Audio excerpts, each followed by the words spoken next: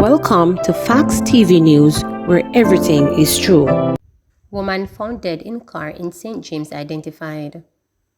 The Mount Salem police in St. James have identified the woman who was discovered with multiple gunshot wounds inside a motor car in Westgate Hill in the parish on Tuesday as 47-year-old craft vendor Orita Clark. Residents living in the upscale community alerted the police after they discovered Clark's body inside the vehicle about 5 p.m. The police went to the scene and discovered that Clark had what appeared to be multiple gunshot wounds to her upper body. The scene was processed and the body removed to the morgue for post-mortem. Clark is reportedly from Hendon in Norwood, St. James.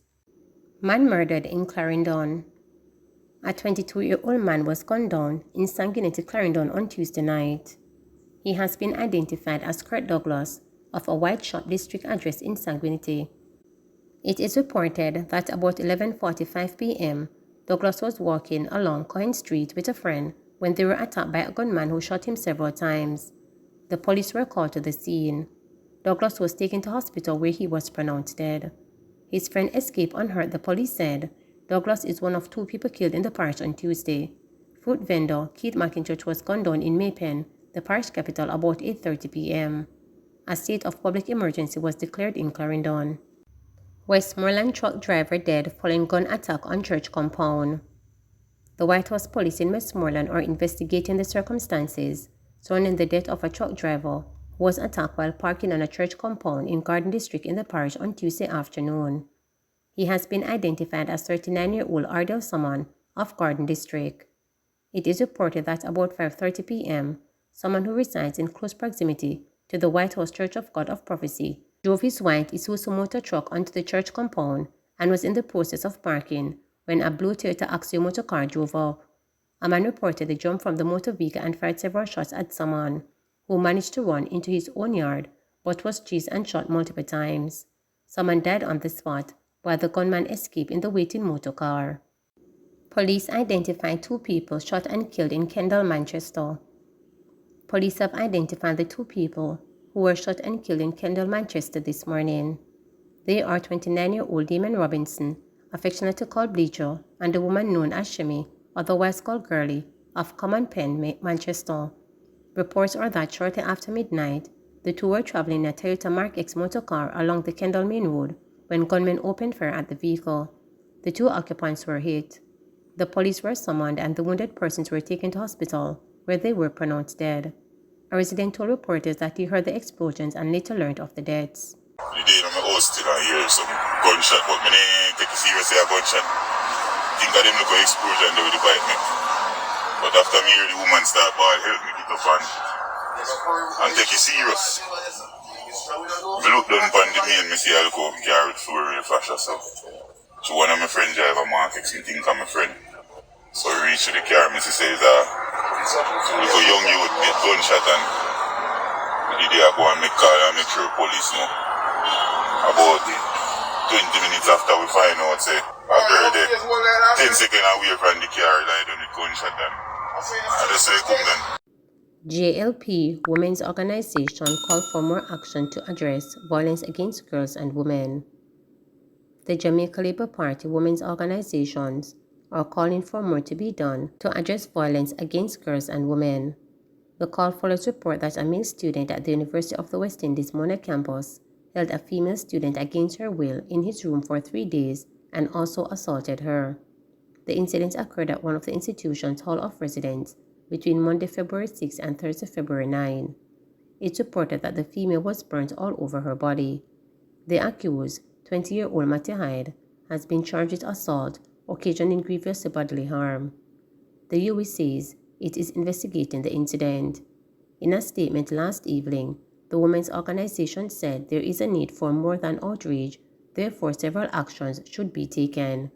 These include the examination of the school curriculum to identify and execute any language which could be taken as violent, whether gender-based or otherwise, and for greater focus to be placed on mediation and restorative justice at the community level. Senator Natalie Campbell Rodriguez told reporters that the Parliament also needs to complete amendments to several pieces of legislation, including the Domestic Violence Act, within the next 8 months.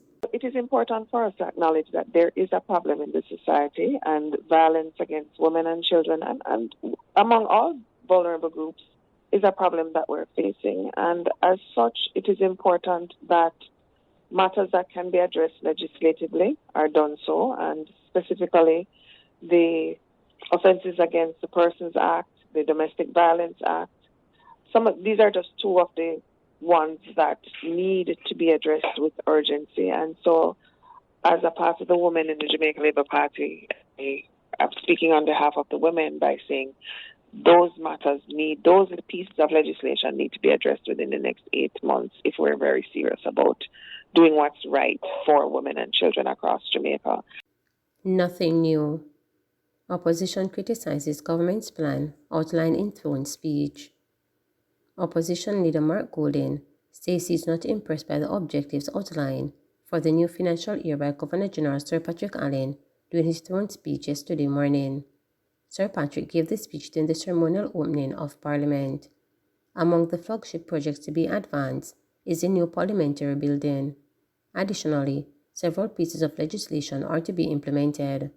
Speaking to reporters following the opening ceremony, Mr. Golden said the objectives outlined are not new.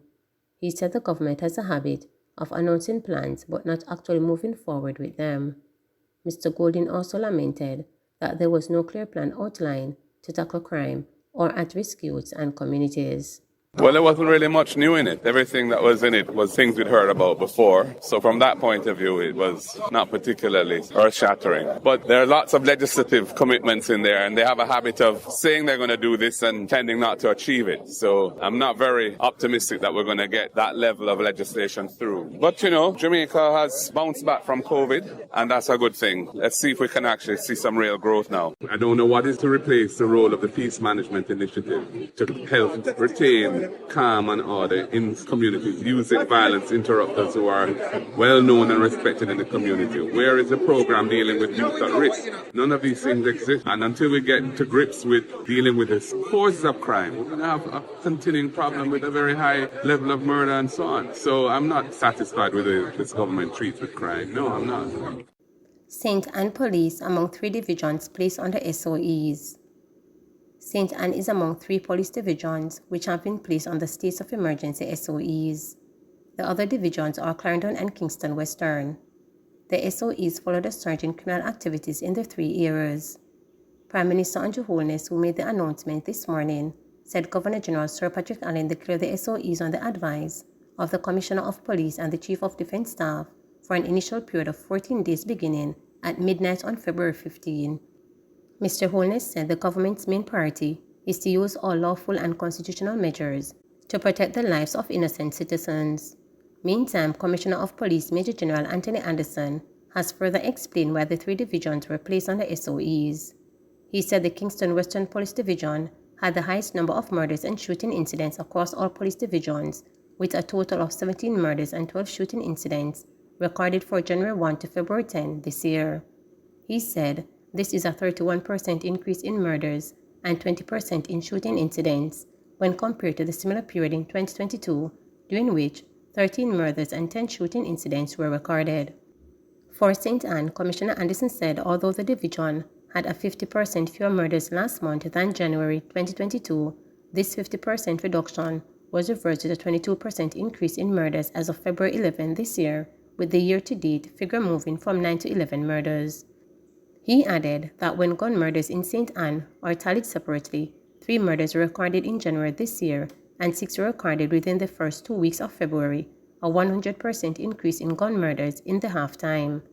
The Commissioner said this shows that the St. Anne Division is of concern. And as for Clarendon, it had the 3rd highest number of murders across all police divisions, with a total of 15 murders and 4 shooting incidents from January 1 to February 12. This is the highest increase among all police divisions in both murders and shooting incidents, with murders up 200% and shooting up 100%. The government says the declaration of states of public emergency will allow the security forces to carry out targeted operations to disrupt and dismantle criminal gangs and their networks and prevent the occurrence of several crimes. Please remember to subscribe, like, share, and click the notification bell